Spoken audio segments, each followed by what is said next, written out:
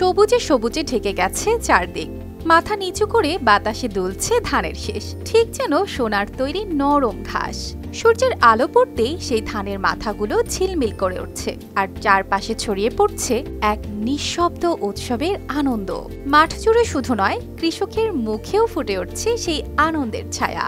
এই দৃশ্যটা দেখা মাত্রই বোঝা যায় এটা কোনো সাধারণ মৌসুম নয়। বাগেরহাট জেলার ফকিরহাটের কৃষকেরা পেয়েছেন এমন এক ফলন যা শুধু পেট ভরাবে না, ভরাবে আশাও। কারণ এবার জমিতে উঠেছে এক নতুন ধানের জাত ব্রি ধান 102।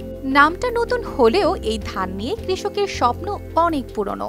ব্রি 102 ধান এখানেই করছে, দিছে আমাকে দিয়ে বিভিন্ন রকম সাহায্য সহযোগিতা করছে। আগামীতেও আমি এখন বীজ রাখবো, আগামীতেও আমি এই ধান চাষ করব। আন্তর্জাতিক ধান গবেষণা ইনস্টিটিউট থেকে আনা কৌলিক সারির ওপর নির্ভর করে বাংলাদেশ ধান গবেষণা ইনস্টিটিউট তৈরি করাচ্ছে এই বিশেষ ধান। এতে আছে 25.5 মিলিগ্রাম জিঙ্ক, যা পুষ্টির দিক থেকে দারুণ গুরুত্বপূর্ণ।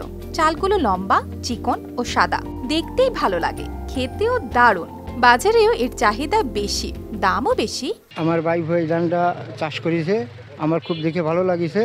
আগামীতে আমরা এই ধানের চাষ করব, এই বীজটা খুব ভালো। এই বছর ফকিরহাট উপজেলায় 50 জন কৃষক 45 একর জমিতে বাণিজ্যিকভাবে এই ধান চাষ করেছেন। সময় লেগেছে মাত্র 150 দিন, খরচ তুলনামূলকভাবে কম, আর ফলন প্রতি হেক্টরে 7 থেকে 8 টন।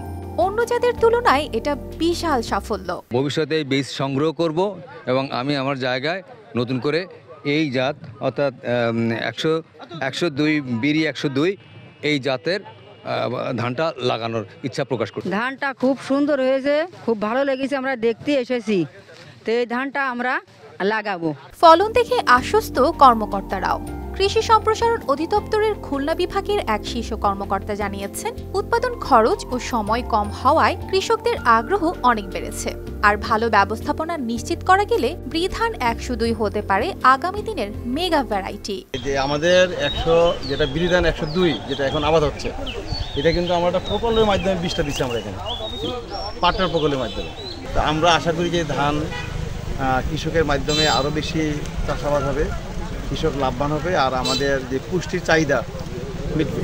এই একটুখানি ধান নয়, যেন এক বিশাল সম্ভাবনার চারা গাছ। আর সেই চারাই এখন ফুল ফুটছে ফসলের মাঠে, কৃষকের মুখে ও দেশের ভবিষ্যতের গল্পে। News desk, RTV।